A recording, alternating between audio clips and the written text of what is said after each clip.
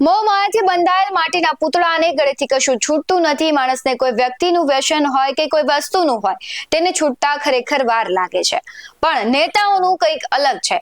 નેતાઓને સત્તા મળ્યા બાદ પદનો પાવર અને સુવિધાઓ છોડવી ગમતી નથી।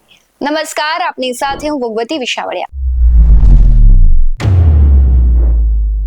એક એવા જ કિસ્સાની વાત કરવી છે। અમરેલીના પૂર્વ સાંસદ નારણ કાછડિયા પોતે હવે હોદ્દા પર ન હોવા છતાં તેમની 4 વ્હીલ ગાડીઓમાં મોટર વ્હીકલ એક્ટની અવગણના કરી સાંસદ લખેલી પ્લેટ લગાવેલ જોવા મળેલ છે।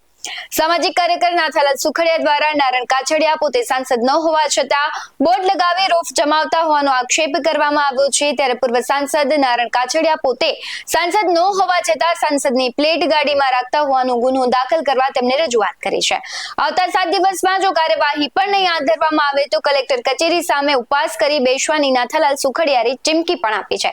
સૌથી પહેલા નાથાલાલ સુખડિયા શું કહી રહ્યા છે, આવો સાંભળીએ। નાથાલાલ સુખડિયા, સામાન્ય માણસ જ્યારે મોટર વ્હીકલ એક્ટનો ભંગ કરે ત્યારે ટ્રાફિક વિભાગ, પોલીસ વિભાગ એ મોટો દંડ કરતા હોય છે। ત્યારે મારી 1 વર્ષથી જે સાંસદની ચૂંટણી ગયા પછી નારણભાઈ કાછડિયાની બંને ગાડીઓની અંદર નેમ પ્લેટ લગાવવામાં આવી છે, સાંસદ લખેલું છે। અને આ બાબતે વખતો વખત છેલ્લા 6-8 મહિનાથી હું રજૂઆતો કરું છું કે આમની ગાડી ડિટેન કરો, આમની સામે કાયદેસર પગલાં ભરો। જો કોઈ સામાન્ય નાગરિક પોતાની ગાડી ઉપર પીઆઈ, પીએસઆઈ લખીને નીકળે તો એને ડુપ્લિકેટ પીઆઈ તરીકે પૂરી દેવામાં આવતો હોય, તો આ સાંસદ બેશરમ બની અને હજી સમાજની અંદર આ સીન સપાટા કરે છે। સાંસદ નથી, હવે એને લોકો ચાહતા પણ નથી। તો મારી આજરોજ કલેક્ટરશ્રીને લેખિત રજૂઆત હતી કે ભાઈ 7 દિવસમાં તમે આમની ગાડી ઉપરથી નેમ પ્લેટ હટાવો અને આની સામે કાયદેસર પગલાં ભરો, દંડની કાર્યવાહી કરો।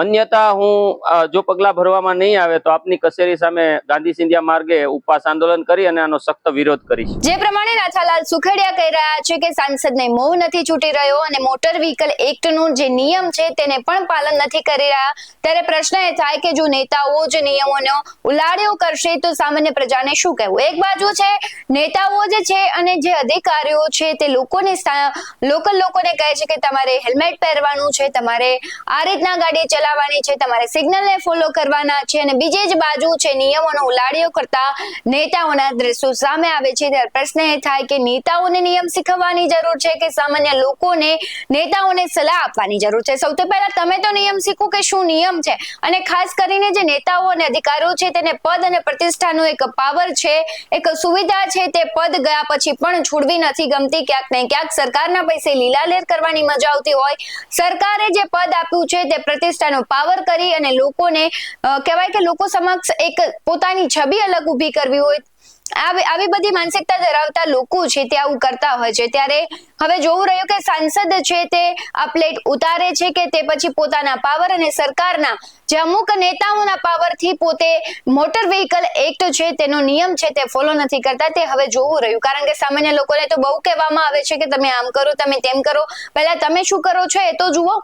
આ મુદ્દે આપનું શું કહેવું છે કમેન્ટ કરી જરૂરથી જણાવજો। આવા જ વધુ અહેવાલો સાથે ફરી મળતા રહીશું। તમે અમારી YouTube ચેનલને સબસ્ક્રાઇબ કરવાનું, અમને Facebook અને Instagram પર ફોલો કરવાનું ભૂલશો નહીં। બાકી આવનારી અપડેટ્સ મેળવવા માટે જોતા રહો DS9 TV ન્યૂઝ। નમસ્કાર।